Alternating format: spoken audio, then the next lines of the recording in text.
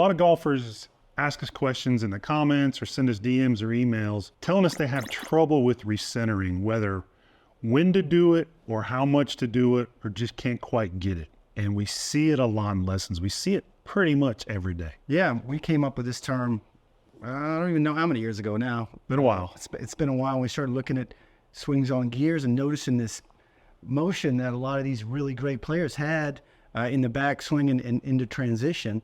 And we kind of coined the phrase recentering and kind of put it out there to the world. And you see a lot of people trying it now, but if they don't get it quite right, it can cause more harm than good. Yeah, and it's cool to see so many golfers and coaches adopting the motion from the term, but it's how it's accomplished that really makes or breaks whether or not you're successful at doing it. And the reason you want to be successful at doing it, because it really gives you an advantage and sets you up for the downswing, for rotation, posting up on the left side, covering the golf ball, all those things that you see the best players in the world do. So let's talk about what we see golfers trying to do with recentering. We see one big issue above all of it. If you don't film your swing when you're working, get into the habit of doing that, because you may see yourself doing what Shaun's going to demonstrate here. Yeah, so I'll do the bad, basically. Right. So, you know, a little bit of a weight shift into the trail side. Love to see that in high-level golf swings. You see it more times than not. You don't see a lot of people going straight to the left leg. Correct. So on the right leg here, going back, and what we see golfers doing if they kind of get this wrong is they start to recenter with their upper body. So yes, you can, you know, get your mass back towards the middle that way, but it sets you up for this downswing that's usually going to be steep and gets your body out of position. You made a good point there. You almost went right over it. It's getting to the right side or your trail side first. Yeah. Right. And then you got to taste it for a little bit. Yeah, no, that's a Right? good point. Yeah, that's a great point. So we just covered some of the pitfalls. The first one was this tipping left or tipping towards the target with the upper body too much to recenter.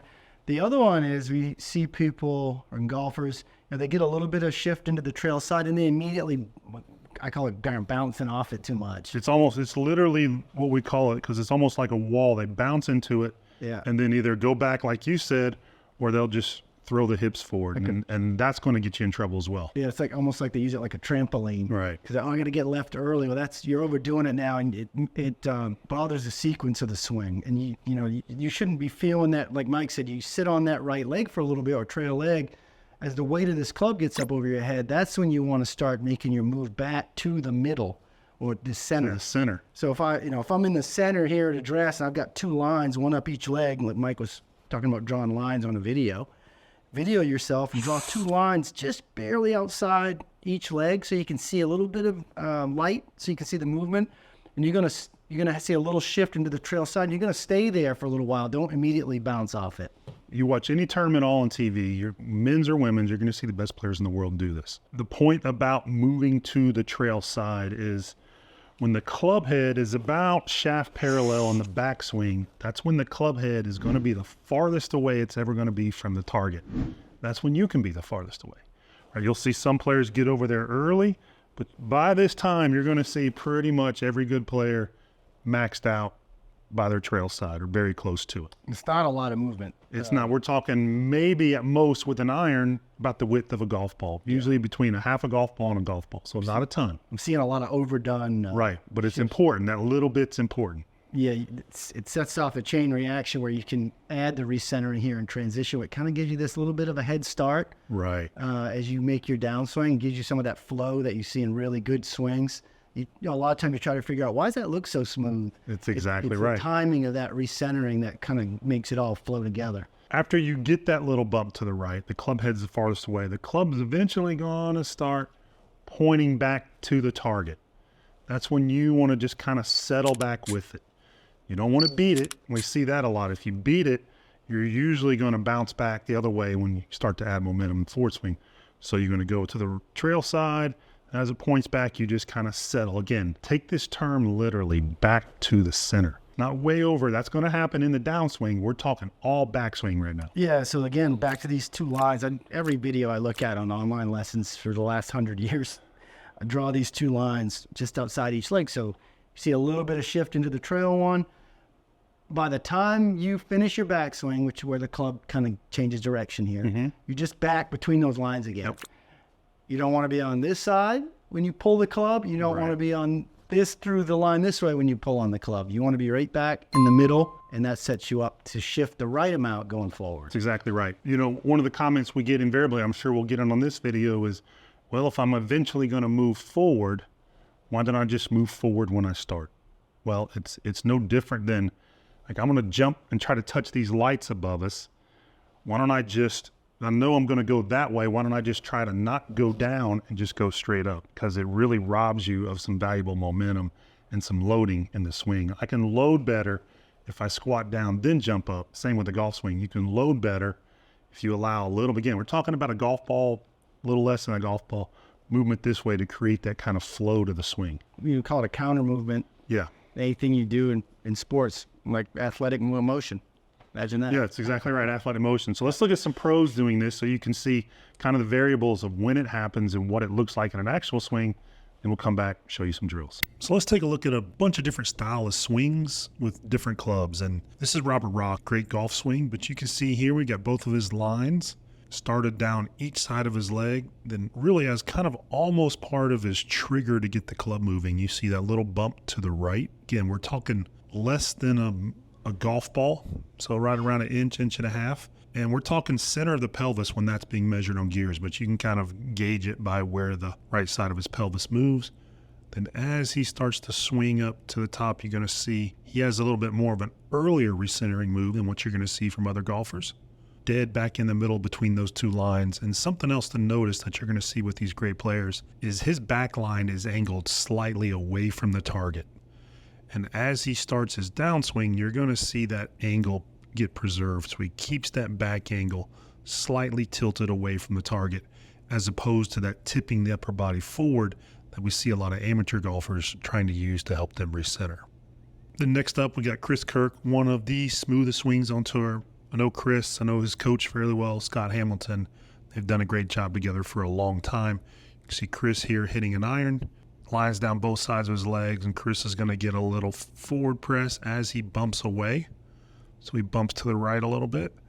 Then as he gets going with that patented kind of syrupy backswing, you're going to see him fall right back to the middle right there. And then again, notice the back line tilted away from the target. Then as he starts down, that's going to be preserved, just like you saw with Robert. Another good example of how subtle the recentering is, how effective it is as well. So next up is Adam Scott, another classic golf swing, been great for a lot of years now. Golf swing really hasn't changed much. You're going to see again that move into that line on his trail leg. As he works up, he's going to start to fall back as the club points back to the target, kind of a real classic textbook version of recentering back between these two lines. And again, the back line angled away from the target. He's not heaving his upper body forward to recenter. He's moving his pelvis forward to shift everything forward. Now our next two golfers are more compact swings, bigger guys and more compact swings, not nearly as long a backswing as what we've seen so far. So you're going to see Sepp Straka here. He's going to get started with, again, a little bump to the right, and the shorter the swing, the less movement to the right there's going to be. So you can see he gets a little bump to the right, and then he's going to not have very much to go to get himself back recentered. And again, it's like a broken record, that back line still angled away, and it's going to shift forward, maintaining that same angle as he starts down. Then another swing that's very compact, very powerful. Jon Rahm here. A little bit of movement to the right. And again, the shorter the swing, there's not much time to move far to the right, so he doesn't, which gives him very little movement back to the center. Then again, the back line angle on full display here, keeping that angle away from the target on his back line as he starts down. And here we got the big cat hitting 3-wood, I believe it is, 3 or 5 wood. And he's going to get a little shift off. Now, the longer the club, typically you're going to get bigger shifts. So he's getting more shift than what we've seen already from the irons. Again, already starting that backline angle. And as he moves into the top, falls right back dead to the middle. Again, another textbook example of what the recentering looks like and how subtle it is compared to what you may be trying at home. And then notice how he shifts forward after his recentering is over and he gets his shift forward, how that backline angle is still intact. And then lastly, we got Brooks here hitting driver. You're going to see a wide A-frame stance. Get those lines angled out with every club in the bag, but obviously the longer the club, the more A-frame you want there to create that stable base. You're going to see a move to his right through the line, again, bigger than with what we just saw with Tiger's 3-wood. And then you're going to see a little bit of a later recentering because of that movement was farther to the right. But nonetheless, parks himself right back in the middle. The back angle fully intact. As he starts down, it maintains. You can tell none of these players are using their upper body, hoisting their upper body forward or bouncing it forward. They're doing it just by shifting the pelvis forward, a small amount that they moved away early in the backswing. So you saw real players, really good players, and how they do it. Now let's talk about, again, really emphasize what it is and what it's not, right? Yeah. I think the most important thing to remember when you're working on this motion is that it needs to be more of a lower body motion. Right. Lots of golfers that are trying to do this, they do using the tip over, we call it. And, you can shift some mass that way. Like you said before, it's not the ideal way to do it because it puts your body in a position. A lot of times that's a steepener. Right. When your body's tipped toward the target too much. So, when you're working on it, almost feel like this little half of a figure eight. We've said that quite a few times, but it's this little shift off with the pelvis, just a little bit of just step on the right foot is an easy way to think about it. Because when you step on the right foot, you have to have a little bit of mass over there. So you get your inch that way. And then as you're finishing the swing, it's a lower body recentering. The upper body comes with it, obviously. You just don't want to put this part of your body out this way to do it. If you just think of it as, kind of a half a backswing or kind of left arm parallel backswing, I'm just extending a little bit more to the top. Then I'm just shifting and moving my pelvis, which carries my spine along with it. I don't want to start to separate and getting those two moving the opposite way. And my problem on the golf course is I do it too much with just the lower. You and I were both taught to really get the hips forward. Yeah, and it's a shallow, if you've got... Oh, you'll hit some inside outers. If you're a steep player and you come over the top, back, we call it backing in. If you really back your butt in a lot, you can swing so far, so much more from in to out.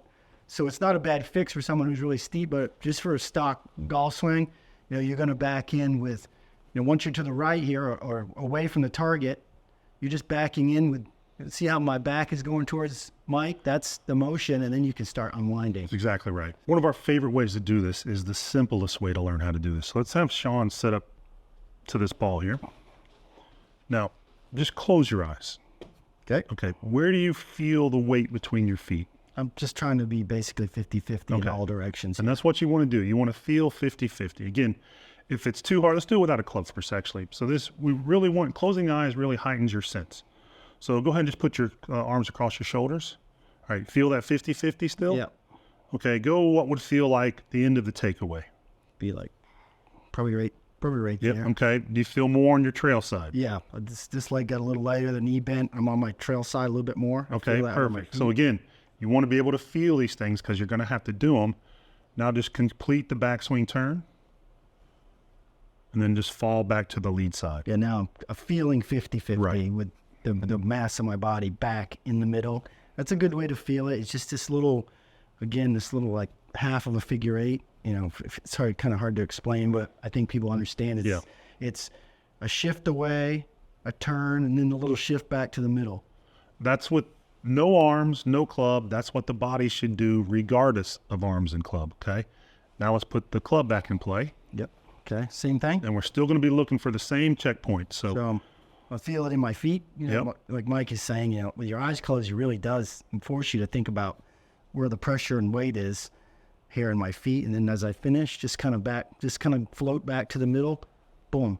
And I'm ready to unwind basically. So in your mind, if you could think shift, turn, and we've said that before too, it sets this thing up so nicely to give you that nice rhythm in your swing. And again, it wasn't very drastic. No. We see so many golfers do it that really are overdoing it, exaggerating it to the point where they're sure they can feel it, but it's not something they're going to play with. So it's subtle. So make sure you train with the feedback. Closing your eyes is a great one. Now, if you can't feel this, we're going to show you another version of it. Here's another way to make sure you're doing it correctly. I've got two chairs. Again, this is just a backswing drill. I'm not going to start the downswing because I would run through this chair. But 2 fingers on each side of the chair here, so I get my setup position. I'm going to feel like as I go back, I just barely get my hip to this chair. I'm not trying to blow through it. So hip to the chair. As I finish my backswing, as this club gets up near the top here, I'm just going to come back to the middle without shoving into this chair. So what a great way to feel that point in the swing where you would start down in the transition. You're going to feel just into the chair, stay on the chair until the arms get up in this area here, up kind of chest to shoulder height, somewhere up in the top of the swing, depending on how long your swing is. And just feel the weight of the club kind of pull me back toward the middle with my lower and upper body. Then I would start unwinding from there, and obviously I would push through this chair. So this is a great way to do it. You can just do it at your house to figure out where you're going to be halfway back and then recentering to the top of the swing. These 2 ways, and I hesitate to even call them drills, are just sources of feedback. One with your eyes closed, kind of the least invasive, we'll call it, option, really feel it. Or you can actually put chairs to start to corral those feels into what you're doing. There's no better drill in anything than just doing it right. And oftentimes that's slowing it down, breaking it down to the point where you can actually do it. Apply that same mentality when you learn how to recenter. So when you start adding the speed, it'll even feel more and more subtle. But videotape yourself to make sure you're doing it right. And then, as always, let us know if you have any questions, what you struggle with doing it. We'll be happy to make more videos to help clear it up. And we'll see you on the next one.